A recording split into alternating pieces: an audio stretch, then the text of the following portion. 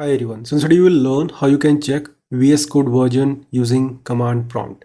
I will also show you how you can do the same using the VS Code terminal. So let's open the command prompt.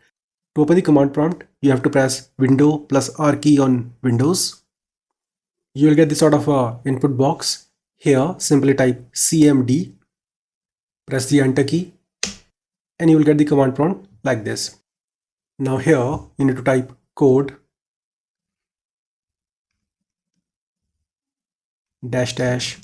version. Press the enter key and it will show you the version of VS Code that you have installed in your PC. In my case, it is 1.107.1. This is the hash key and my system is 64-bit. Now you can do the same thing in VS Code terminal. Let me show it to you. Just close it.